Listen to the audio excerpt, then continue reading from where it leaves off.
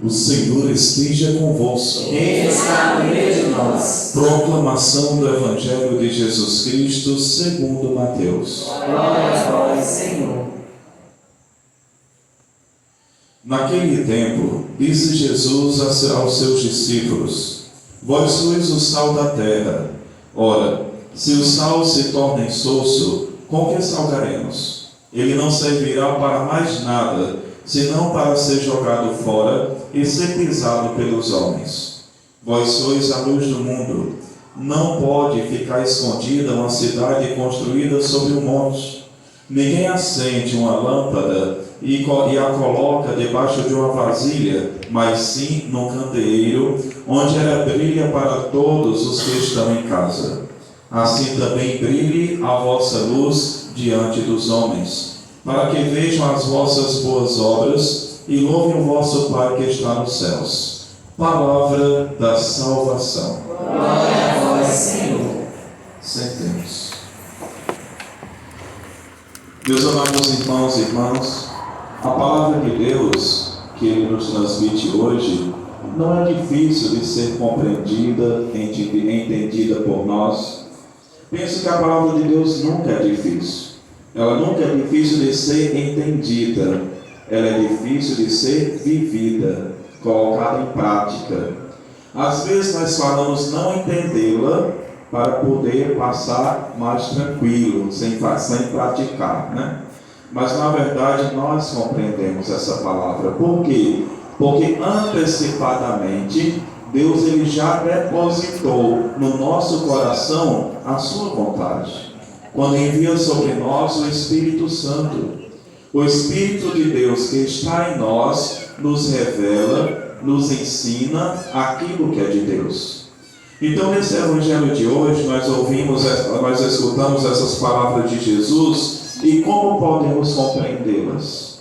Essas palavras. Podemos observar que Jesus, olhando para os seus discípulos, ele diz como que assim: olha, vocês são minhas testemunhas diante do mundo. Vocês são os meus representantes. Vocês me representam onde quer que vocês venham aí. Ou seja, cada discípulo, cada discípula é chamado a dar testemunho, a fazer a diferença, onde quer que esteja. Não podemos nos assemelhar aos outros. Não é porque ali tem algumas pessoas que estão desencaminhadas e eu vou ter que me unir a elas para poder trazê-las para o nosso meio. Não. Eu vou ter que estar lá com elas para trazê-las, não me unir a elas. Eu não posso ser como elas para poder conquistá-las. Eu devo lá no meio delas fazer a diferença. Eu devo revelar esse Cristo para as pessoas. Padre, como nós poderemos ser sal da terra? Como nós podemos ser luz para o mundo? O próprio Evangelho já nos diz, através de nossas atitudes, palavras, comportamentos, através da vivência da justiça, da misericórdia, do amor, do perdão. Através de tudo isto, nós manifestaremos Deus às pessoas e seremos testemunhas diante do mundo, diante daqueles que precisam enxergar a Deus, precisam buscar a Deus. Se o outro que precisa de conversão não conseguir enxergar em mim essa mudança, ele não vai surtir efeito na vida dele. Ele não vai sair do seu lugar para vir aqui estar conosco. Ele vai permanecer lá. As pessoas precisam enxergar essa mudança. E como pessoas de igreja, como discípulos e discípulas do Senhor, nós somos chamados justamente a ser essa seta para Deus, a ser essa luz que ilumina a vida de cada homem e de cada mulher que precisa também da graça de Deus. Nós somos chamados, como pessoas de Deus, a justamente achar uma forma para conquistar os corações para Deus. E nada melhor do que o nosso testemunho. Nada melhor do que a nossa própria vida. Então eu não posso ser igual ao outro. Eu não posso fazer o que o outro faz às vezes de errado. Eu preciso fazer o que é certo. Eu preciso tentar fazer o que é certo. Tentar realmente seguir os passos de Jesus. Quantas e quantas vezes, às vezes encontro alguém fazendo uma coisa que não devia, aí eu vou lá e digo, não faça isso. Não, padre, fulano estava fazendo, sim, né? Só que fulano está fazendo, eu sou obrigado a fazer também. Eu não deveria fazer o contrário para ensinar o fulano a fazer o que era certo, né? Como as coisas tortuosas parecem nos conquistar tão facilmente. E como às vezes o testemunho, algo que é bom, é tão difícil de ser colocado na cabeça das pessoas. Eu lembro que quando saiu aquele livro Código da Vinci, né? Vocês lembram? Foi um ribuliço no momento, né? As pessoas ficaram tão confusas. Jesus se apaixonou, Jesus casou, Jesus teve um relacionamento, então foi toda aquela situação. Eu ficava me perguntando, meu Deus, como uma besteira tem tanta facilidade de entrar na cabeça das pessoas. E a Sagrada Escritura, que há tantos séculos a gente tenta anunciar, não entra na cabeça de ninguém, né? Por que é que Deus não entra? E uma coisa que qualquer um fala, entra tão facilmente, e a gente registra com tanta rapidez e fixa-se na nossa carne, na nossa alma com tanta força, que torna-se difícil de retirar. Mas aquilo que é de Deus é tão difícil entrar na nossa cabecinha, é tão difícil a gente compreender. Então, nesse mundo é necessário bom senso, né? Então eu preciso ter bom senso, eu preciso saber distinguir o que é certo, o que é errado, o que é de Deus, o que não é de Deus, o que é verdade, o que é mentira, o que é verdadeiro, o que é falso. Não, a verdade ela nunca vai ser subjetiva.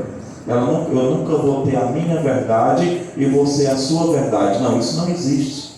A verdade só existe uma verdade. Não existem várias verdades. A minha verdade é a sua verdade. Então Deus isso basta. E se eu quero conhecer a Deus, eu preciso conhecer a sua palavra.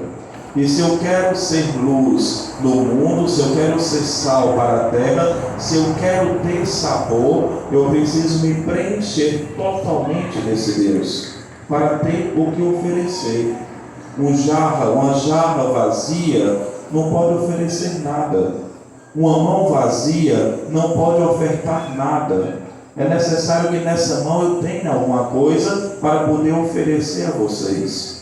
É necessário que essa jarra esteja preenchida, ou pelo menos com alguma coisa, para que possa preencher o copo de vocês, para que possa saciar a sede de cada um de nós. Em outras palavras, cada um oferece o que tem.